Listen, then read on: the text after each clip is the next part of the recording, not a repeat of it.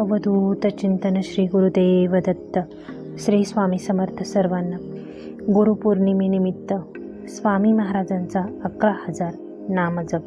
सुरुवात कशी करायची, कोणत्या कलरचा पेन वापरायचा, वही कशी असावी आणि या नामजपाचे फायदे काय. भाग्यवान लोकांच्या नशिबातच फक्त ही सेवा असते, कारण प्रत्येकाकडून महाराजांची सेवा होत नाही. मग आपणही भाग्यवान असाल तर नक्की आपण ही सेवा करून बघायची आहे आणि महाराजांची कृपा प्राप्त करून घ्यायची आहे.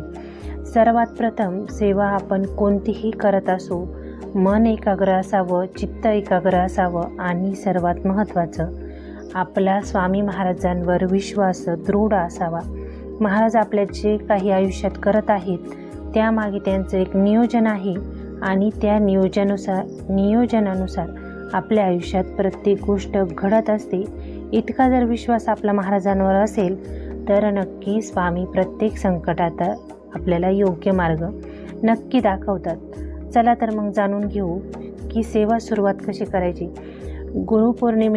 गुरुपौर्णिमेनिमित्त आपण अनेक सेवा करतो, ज्यामध्ये लिखित नामजप, गुरुचरित्र पारायण, स्वामी चरित्र 21 पारायण न खंड पडता आपण करत असतो.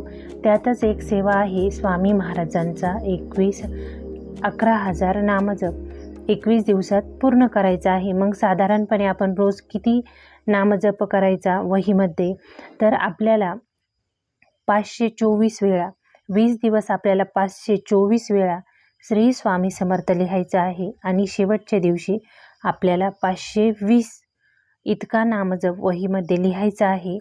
मग आपले 11,000 नामजप पूर्ण होतो. रोज साधारणपणे आपल्याला 524 वेळा श्री स्वामी समर्थ लिहायचं असतं. आता त्यासाठी आपल्याकडे जर लिखित नामजपाची वही मिळते, ती जर नसेल तर आपण कोरी वही यासाठी घेऊ शकता. जुनी किंवा अर्धी भरलेली वही नको आहे, कोरी वही घ्यायची आहे आणि त्यावर आपल्याला 9 जुलैपासून ही सेवा सुरुवात करायची आहे. सर्वात आधी आपल्याला 524 वेळा श्री स्वामी समर्थ हे लिहायचं आहे. मग पेन कोणत्या कलरचा वापरावा, तर सर्वात चांगला आहे लाल कलरचा पेन. लाल कलर हा आपल्या प्रेमाचं प्रतीक आहे. लाल कलर हा औद्योगिकदृष्ट्या, म्हणजे ज्यांना नोकरीमध्ये किंवा कोणत्याही कामात यश हवं आहे असा त्यांचा जर संकल्प आहे तर त्यांनी नक्कीच लाल पेननी लिहायचं आहे. त्यानंतर कोणता पेन वापरू शकतो दुसरा, तर हिरवा पेन वापरू शकतो.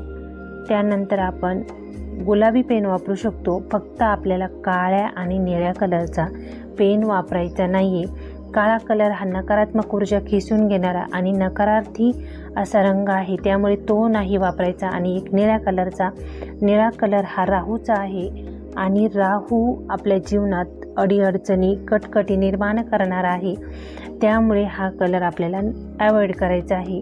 इतर आपण कोणत्याही कलरचा पेन वापरू शकता, पण लाल कलर हा उत्तम आहे. त्यानंतर आपल्याला लिहायचं कसं आहे, तर अगदी सुटसुटीत आपल्याला वहीवरती श्री स्वामी समर्थ असं लिहायचं आहे. पटपट घाई गडबडीत लिहायचं नाही. सेवेचं फळ आपल्याला मिळत नाही. उलटं आपण घाई गडबडीत केलेली सेवा आपल्याला दारिद्र्य मिळवून देते.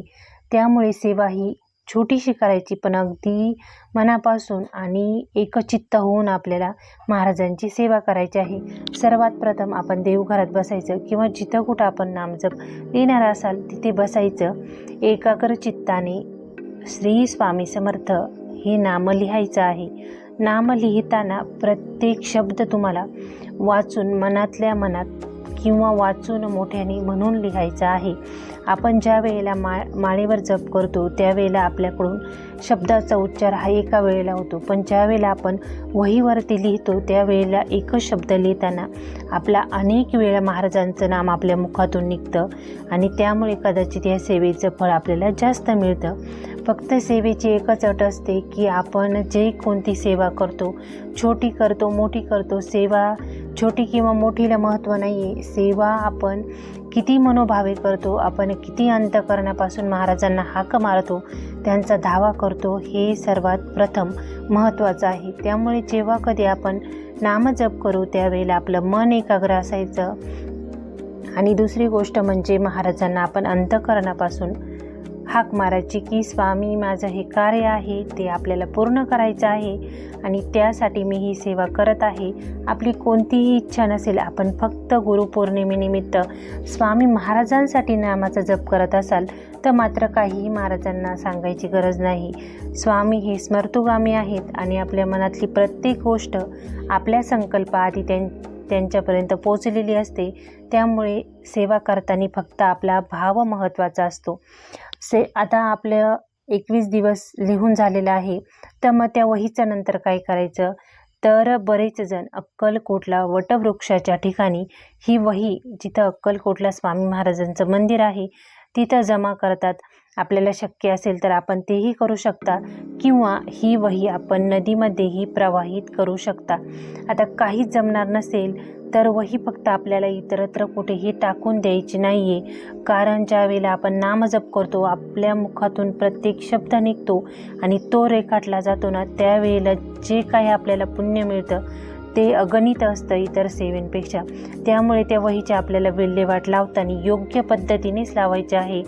तिची हेळसांड होणार नाही याकडे लक्ष द्यायचं आहे.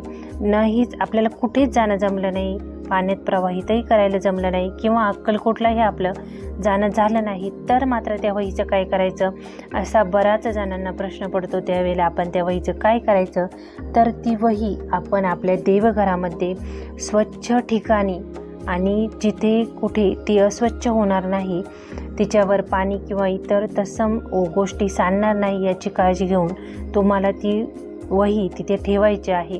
ज्या वेळेला आपण कोणत्याही तीर्थक्षेत्र ठिकाणी जाऊ, जिथे नदीचा प्रवाह असेल, पाणी असेल, तिथे आपण ही वही प्रवाहित करायची आहे. नसेलच कुठे जाणार तर ती वही आपण कायमस्वरूपी आपल्याकडे ठेवली तरीही चालते. तिचं उद्यापन करणं किंवा असं काही विशेष करणं असं काहीच नाही आहे. आपल्याकडून सेवा होणं खूप महत्त्वाचं आहे. आता एखाद्या दिवशी जर सेवेत खंड पडला, एखाद्या दिवशी आपल्याला लिहिलं जमलं नाही, तर मग काय करायचं, दुसऱ्या दिवशी त्या दोन्ही संख्या आपल्याला पूर्ण करायच्या आहे. रोज आपल्याला 524 इतका नामजप लिहायचा आहे.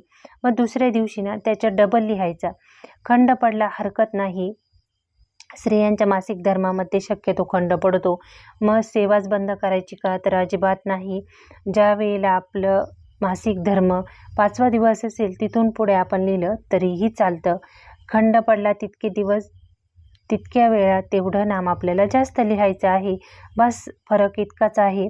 पण मग सेवा करायची नाही असं नाही, सेवा करत राहायची आहे. ह्या 21 दिवसामध्ये महाराजांची तुमच्याकडून जी कोणती सेवा जमेल ती नक्की करा.